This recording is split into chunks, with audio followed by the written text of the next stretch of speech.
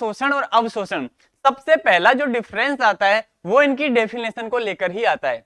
जैसा कि आपने पढ़ा है कि जो अधिशोषण है ये सतह पर जाकर के घटना होती है, तो इसका मतलब ये तो हो गई पृष्ठीय परिघटना, ये तो हो गई पृष्ठीय परिघटना यानी सरफेस की घटना होगी, एक सतह की घटना होगी।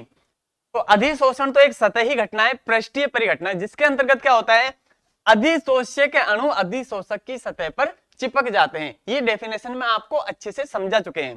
तो it is a surface phenomenon, तो ये बात तो आपको समझ में आ गई, सरफेस फिनोमिना है।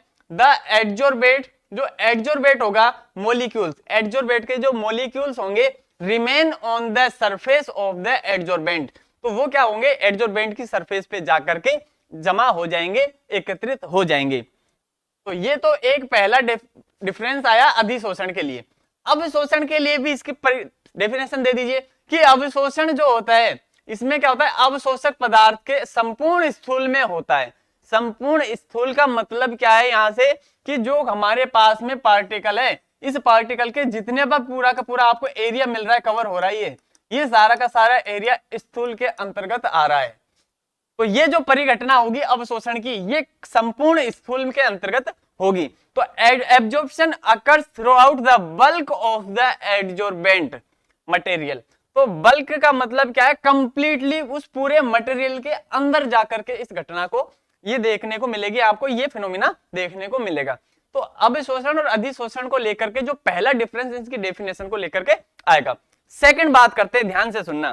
देखिए सेकंड जो है, ये बात आपको समझ में आ चुकी है कि अधिशोषक की सतह पर क्या होते हैं, अधिशोषक की सतह पर क्या होता है, अधिशोष्य के सांद्रता स्थूल की तुलना में बहुत अधिक होती है। देखो समझने का प्रयास कीजिएगा कि ये हमारे पास में क्या है, अधिशोषक है। ये क्या है, अधिशोषक। इसकी सतह पर अधिशोष्य के कण आकर के चिपक गए।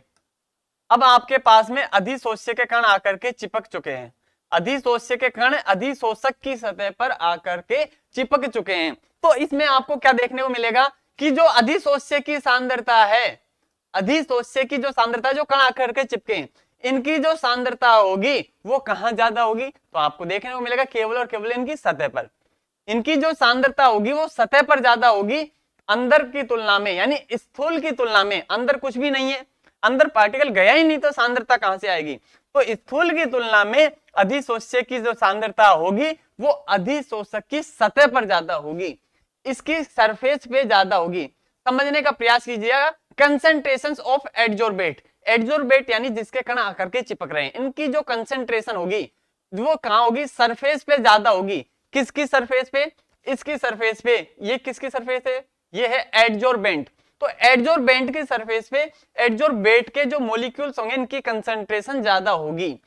ये बात समझ में आ गई। इस कंप्लीट की बात करें, ऑफ द बल्क, इस बल्क की बात करें, इस बल्क की तुलना में बहुत ज्यादा होने वाली है। लेकिन अवशोषण की बात करोगे तो अवशोषण में क्या होता है, अवशोषण में पदार्थ ठोस के संपूर्ण स्थूल में एक समान रूप से वितरित हो जाता है, वितरित हो जाता है। ध्यान देना, वितरित यानी बट जाता है। तो एक समान वितरित होगा मतलब बट जाएगा, जाकर के ये हमारे पास में कण था, इसके अंदर जाकर के समा गए, इसके अंदर चले गए, तो समान रूप से वितरित हो जाएगा। इस परिघटना को ही तो हम अवशोषण कह रहे थे। तो इसमें क्या होगा, संपूर्ण स्थूल में सांद्रता एक समान होगी। जो हमारे पास में अधिशोषक होगा, इस अधिशोषक के संपूर्ण स्थूल में अधिशोष्य के कणों की सांद्रता समान रूप से वितरित हो जाएगी। तो उम्मीद है यहां तो केवल और केवल सतह पर सांद्रता ज्यादा मिलेगी, लेकिन यहां संपूर्ण स्थूल में सांद्रता समान रूप से वितरित हो जाएगी। This is the second difference between the अवशोषण और अधिशोषण, एडजॉर्प्शन और एब्जॉर्प्शन, इन दोनों में दूसरा डिफरेंस है। आगे समझने का प्रयास कीजिएगा। इन इंग्लिश बात करें तो absorption the substance change uniformly through out the bulk.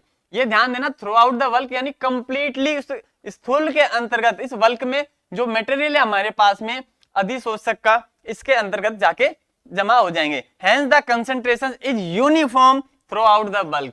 तो कंप्लीट बल्क में यूनिफॉर्म थ्रू आउट कंसंट्रेशन रहेगी, बनी रहेगी, सांद्रता समान रूप से बनी रहेगी। तो ये सेकंड डिफरेंस आ गया।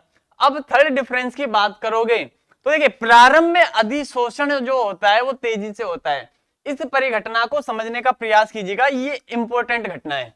देखिएगा, स्टार्टिंग में क्या होता है, तो आप देखोगे स्टार्टिंग में कुछ इस प्रकार से मिलेगा आपको कि ये जो फिनोमिना होगा इसकी सतह पर जाकर के जब अधिशोष्य के कण जाकर के चिपकेंगे, ये अधिशोष्य के कण है और अधिशोषक की सतह पर जाकर के चिपकना स्टार्ट हो गए, इस परिघटना को क्या नाम देते हैं?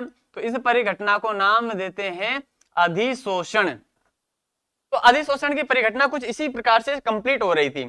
अब इसमें आगे समझना कि इसमें क्या होता है, क्योंकि स्टार्टिंग में इनके क्या होगी, ज्यादा से ज्यादा सरफेस एरिया इनको प्रोवाइड होगा। जो हमारे पास अधिशोषक है, इस अधिशोषक का पृष्ठीय क्षेत्रफल स्टार्टिंग में क्या होगा, ज्यादा होगा, जो सतह है वो सतह ज्यादा मिलेगी। अब ज्यादा सतह मिलेगी तो ज्यादा से ज्यादा अणु इस सतह पर आकर के चिपक सकते हैं। तो इसका मतलब ज्यादा अणु चिपकेगा तो अधिशोषण की घटना क्या होगी, तेजी से होगी। ये बात समझ में आई होगी। जब अधिशोषण की घटना तेजी से होगी, कब? प्रारंभ में। लेकिन अब समय के साथ साथ क्या होगा, कण इस पर चिपकते जाएंगे, तो इसका जो क्षेत्रफल होगा, पृष्ठीय क्षेत्रफल होगा, जो सतह होगी वो धीरे धीरे भर जाएगी इन कणों से। तो डायरेक्ट इन अणुओं को सतह मिलेगी नहीं चिपकने के लिए। तो इसकी मतलब क्या हुआ, अधिशोषण की जो घटना होगी वो धीरे धीरे घटती जाएगी, कम होती जाएगी। ये बात आपको समझ में आ गई होगी कि अधिशोषण की घटना स्टार्टिंग में तेजी से होती है, फिर जैसे जैसे इसका पृष्ठीय क्षेत्रफल सरफेस ये होगा ये कम होता जाएगा, अधिशोषण की घटना में क्या होगी, कमी आती जाएगी। और कब तक होगा, जब तक साम्य प्राप्त नहीं हो जाता। साम्य का मतलब क्या है कि साम्य का मतलब है कि जितने अणु आकर के यहाँ चिपक रहे हैं उसी रेशो में वहां से अणु हटते भी जाए, यानी कि बस जितने अणु इस पे दिखाई दे रहे हैं लगभग वो मेंटेन रहेंगे, तो वो कंडीशन इसकी साम्य कंडीशन कहलाएगी। आगे इसे डिस्कस करेंगे बाद में। अब देखना, अवशोषण की बात करें तो ये क्या होगा, एक समान दर से अवशोषण की घटना होती है, यानी कभी भी स्लो या फास्ट नहीं होगी। जब तक अवशोषण होगा तब तक यूनिफॉर्म रहेगा, तो इसकी जो रेट होगी वो यूनिफॉर्म रेट रहेगी कंप्लीट एब्जॉर्प्शन होने तक।